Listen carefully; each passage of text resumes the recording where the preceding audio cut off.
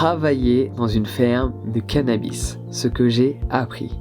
Alors avant que je m'exprime sur le sujet, sur ce que j'ai appris de ces expériences personnelles dans les fermes de cannabis en Californie, à l'époque où c'était médicinal, c'est-à-dire illégal, là tu te dis mais quoi?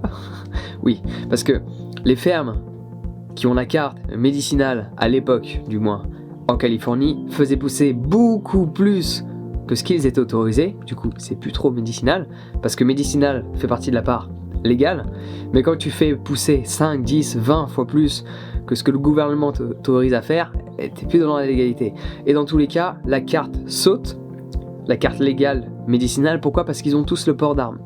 Et à l'époque, tu n'avais pas le droit d'avoir le port d'armes et la carte médicinale. Passons au détail, j'ai fait 3 saisons dans le nord de la Californie, je vais pas dire exactement où, mais c'est aux alentours de la Redwood Forest, là où tu as les plus gros arbres et les plus beaux arbres de la planète. Des arbres majestueux, super hauts, super larges. Tu te dis mais what the fuck, where I am, lost in a wood, baby baby. Restons sérieux.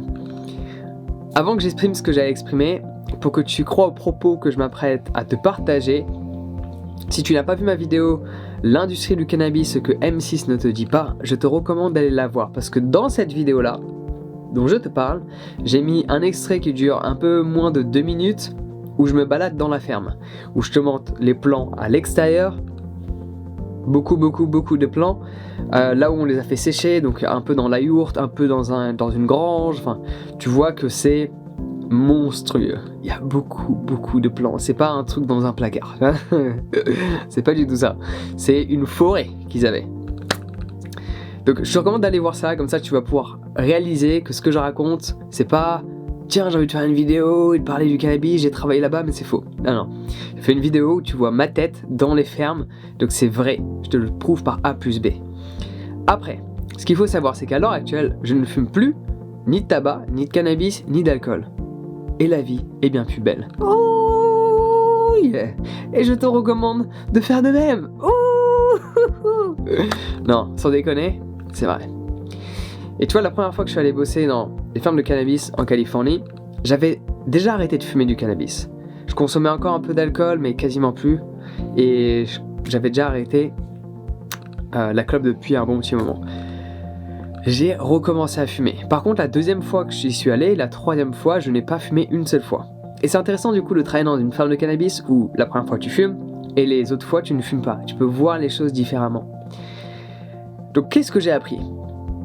Alors, il y a une multitude de travail que tu peux faire, mais le travail principal, là où il y a le plus de personnes qui travaillent dans une ferme de cannabis, c'est le fait de trimer, donc de couper les petites feuilles. Tu sais, faire en sorte que tes têtes elles soient belles, etc. Là où c'est intéressant, c'est que on aurait tendance à croire que les gens qui gagnent le plus d'argent à la fin de la semaine, parce qu'en fait la saison elle dure plus ou moins 2 mois, parfois moins, parfois plus, mais t'es payé à la fin de chaque semaine par rapport au nombre de pounds. Donc alors, je vais plus dire des conneries parce que j'avoue que je sais plus, mais les pounds, en fait c'est l'unité de mesure, je crois que c'est 250 grammes, mais tu vois, on va juste renseigner-toi, je t'avoue que je sais plus. Il me semble que c'est ça, c'est juste que ça fait tellement longtemps là, ça fait plusieurs années que je suis pas allé. La dernière fois c'est quand il y avait des incendies en Californie qui faisaient 7 fois la taille de Paris. Il était juste à côté de nous. Si le vent tournait, et ben on avait 1h30 pour se barrer. Donc on avait coupé les arbres, on avait tout mis dans des boîtes, tous les animaux parce qu'ils ont une ferme aussi, et on était prêts à se barrer. Toutes les heures on se réveillait parce qu'on avait une demi-heure pour partir, et étant donné qu'ils sont dans les montagnes, il n'y a pas de route en mode béton là où ils sont, c'est près de la Redwood Forest, là où tu as les arbres majestueux, super grands, super larges, tu te sens mais wow, where I am. Anyway, restons focus. Du coup il y a quelque chose que j'ai appris, c'est que dans les fermes de cannabis, t'es payé à la pound. Alors les tarifs ont varié en fonction des saisons. Il y a longtemps c'était 250 la pound, puis c'est tombé à 200, et la toute dernière saison qui existait avant que ça devienne légal en Californie, et bah du coup c'était passé à 150 la pound. Donc les tarifs descendaient parce que le marché légal prenait de plus en plus d'ampleur. Et alors que avant en médicinal il y avait, enfin c'est pas en médicinal du coup, mais il y avait 70% qui étaient vendus sur le marché noir, qui provenaient des fermes qui avaient la carte médicinale, mais qui vendaient plus sur le marché noir qu'en médicinal. Enfin, tu vois un peu le délire. En attendant, il y a quelque chose que j'ai appris que tu peux relier sur plein d'aspects de la vie qui est super intéressant. Dans les fermes de cannabis, en tant que trimmer, donc ceux qui coupent les feuilles, tu vas travailler 14 heures par jour. 14 heures par jour, 7 sur 7, tu es autorisé à avoir un jour de repos si tu le veux. La plupart du temps, personne ne le fait. Pourquoi ? Parce que tu as une quantité limitée. Et pendant que tous tes voisins, là, tes 5, 6, 7 voisins qui sont autour de la table avec toi, ils travaillent 7 sur 7, 14 heures par jour, si tu prends un jour de repos, tu pourras jamais rattraper tout le travail qu'ils ont effectué. Sachant qu'en plus, il y a l'expérience. La première année, j'étais vachement plus lent que tout le monde. Ils avaient 7, 8 ans d'expérience, moi c'était la première fois que je le faisais. J'avais jamais fait ça, j'avais que un ciseau, tu vois, j'y connaissais rien. Non, tu travailles jamais avec un ciseau, tu travailles au minimum avec 3 ciseaux, il faut que tes ciseaux soient différents. Tu en as un curvé, un quasiment pas curvé et un plat.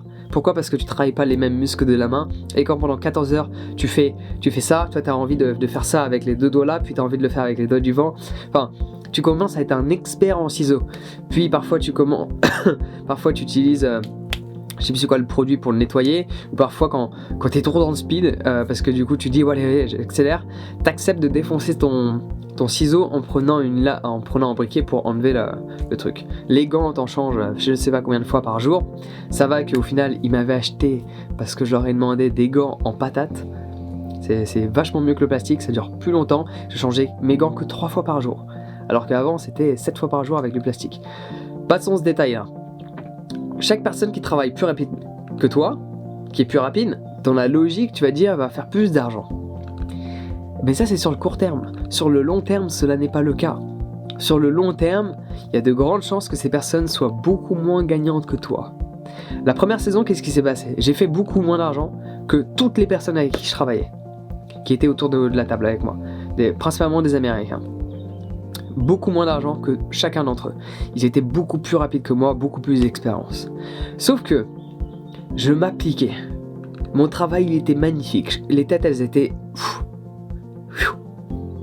harmonieuses. Et donc du coup, Mister que j'adore, il voyait que mon travail était au top du top. Et qu'est-ce qui s'est passé ? C'est qu'en appréciant la qualité de mon travail, la saison d'après, il m'a dit « Tu peux venir, la saison commence ». Et il m'a fait venir avant tous les autres, une semaine avant. Et à la fin de la saison, il dit « Bon bah c'est fini, vous pouvez partir demain ». Donc il paye tout le monde et tout le monde part. Et après il me dit « Non, toi, tu restes ». Et j'ai resté une semaine, voire 2 semaines en plus. Donc j'avais beau être plus lent que les autres, j'avais le droit entre 2 à 3 semaines de plus de travail.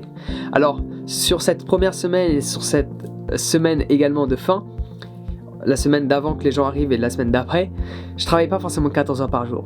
Parce que le matin en général, je m'occupais de tout ce qui était cannabis, et l'après-midi je faisais de la permaculture, je plantais des fleurs dans le jardin, je faisais plein de trucs, je travaillais avec les animaux. J'étais un peu l'homme à tout faire dans la nature, avec toute plante, quelle qu'elle soit. Donc certes, je faisais pas 14 heures par jour relié au cannabis, alors je le faisais le matin et le soir, parce qu'en général on finissait à 18h et après moi je continuais, parce que t'es là pour ça, donc tu charbonnes tout le temps, hein, c'est que 2 mois dans l'année, hein, donc du coup tu bombardes. Et au final, sur le long terme, je me faisais beaucoup plus que toutes ces personnes qui travaillaient dans le même environnement que moi. Elles étaient plus rapides, elles se faisaient plus à la semaine, mais j'avais le droit à prendre leur part sur leur saison. Étant donné qu'il me faisait venir une semaine avant et qu'il disait qu'il n'y avait plus rien alors qu'il en restait, mais il le gardait pour moi parce que mon travail était de meilleure qualité. Donc la leçon que j'ai apprise, c'est faire en sorte d'avoir un travail de meilleure qualité que ce que d'autres personnes peuvent effectuer. Et dans mon expérience personnelle, quand je travaillais avec Hippopotamus, donc à rien à voir, je faisais mieux que mes autres collègues. On m'a repéré. Je partais sur un autre bateau. Enfin du coup sur un bateau tout court, pas celui-là, un bateau plus grand sur lequel tu travailles, tu fais de la restauration. Et là où c'est intéressant, c'est que on m'a dit Jean, tu travailles trop bien, tu fais trop de choses, tu travailles trop vite. Donc il y avait la rapidité, il y avait tout. On m'a dit de ralentir. Et là dans ce coup, on a commencé à me proposer différents échelons. J'étais serveur 1, échelon 1 et on a commencé à monter chef de rang et manager par la suite. Pourquoi ? Parce que je faisais en sorte d'avoir un travail de meilleure qualité que les autres personnes qui étaient à mes côtés. Donc ça c'est une des meilleures leçons que j'ai retenues de la ferme de cannabis. Fais un travail de meilleure qualité, même si tu dois être un peu plus lent, même si sur le court terme, tu es plus perdant, sur le long terme, tu seras gagnant. Ça, c'est la leçon principale que j'ai appris. Après, forcément, il y a la leçon de savoir prendre des risques. Parce que quand tu pars d'un territoire où tu n'es pas censé travailler avec pas mal de liasses de billets sur toi, parce que tu peux pas les mettre dans ta valise, tu peux pas faire ça. T'es obligé de les garder avec toi. Et ben c'est un peu la panique. Ton cœur palpite. Et donc c'est assez intéressant d'avoir ces expériences de vie. Donc ce que j'ai appris, c'est relâcher la pression. Apprendre à relâcher la pression. Autre chose que j'ai appris, c'est que ma rapidité a augmenté, non pas parce que j'étais plus rapide, mais parce que j'étais beaucoup plus attentionné. Ma concentration était beaucoup plus aiguisée parce que j'avais arrêté de consommer du cannabis. Et même les gens qui fument tout le temps, les experts on va appeler ça des experts qui viennent dans les fermes de cannabis chaque année depuis des années, quand il n'y a pas les fermes, s'ils prennent un jour de repos, en général peut-être toutes les 2 semaines ou toutes les 3 semaines, au bout d'un moment t'es obligé de prendre un jour de repos et tu vas en ville prendre l'air un petit peu. En général c'est comme ça que ça se passe, hein. T'as le droit à un jour par semaine mais personne ne le prend. Par contre au bout de 3 semaines, on se dit bon allez tout le monde y va, il y a peut-être une personne qui reste parce que lui c'est la première fois, il se dit ouais faut que je charbonne. Mais donc du coup en général toutes les 3 semaines, un mois on va prendre un jour de repos. Et ces personnes elles fument en permanence. Par contre quand elles travaillent, elles fument quasiment pas. Parce que quand tu fumes, ta concentration est perturbée. Quand tu fumes, tu es moins attentionné, ton travail est de moins bonne qualité. Donc le fait d'avoir arrêté de fumer m'a grandement aidé. Donc une des leçons que j'ai appris d'une manière indirecte, c'est que le fait de ne pas consommer du cannabis me permet d'être beaucoup plus concentré par rapport à une tâche que je suis en train d'effectuer. J'ai appris aussi à travailler entouré de personnes, à faire en sorte qu'on soit une petite famille malgré le fait qu'on ait conscience qu'il y a une sacrée compétition. Parce que tu as une quantité bien spécifique, donc tu sais que si cette personne travaille plus que toi, elle aura plus que toi. Du moins sur le court terme, pour reprendre l'exemple que j'ai exprimé. Cependant, j'ai appris à prendre en considération la compétition, mais pas se comporter comme si cette personne était un ennemi. Tu peux très bien être dans la compétition, mais s'entraider. Tu peux très bien être dans la compétition et être ami avec ces personnes-là. Tu peux être très bien dans la compétition et prendre plaisir à être avec ces personnes-là. Contrairement à cette notion de compétition que l'on a, comme quoi je suis en compétition avec cette personne, celle-ci est mon ennemi. Ça dépend de ton état d'esprit. Et les fermes de cannabis m'ont permis de réaliser que on peut être au sein d'un groupe, on peut être unis, même s'il y a de la compétition. La dénigrer, c'est se voiler la face sur ce qui est.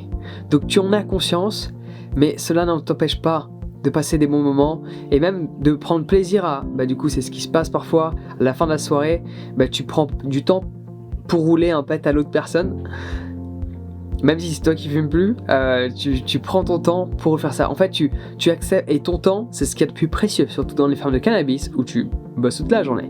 Donc ça c'est une multitude de leçons que j'ai pu apprendre et je trouvais ça très intéressant, c'était une expérience enrichissante que je ne renouvellerai pas parce que je suis trop préoccupé par les sociétés que j'ai, ce que j'effectue en cet instant donné et j'aime ma vie sans le cannabis. Et en plus j'étais allergique et je le suis toujours au pollen, donc voilà, c'était un peu la catastrophe par moment, j'en pouvais plus.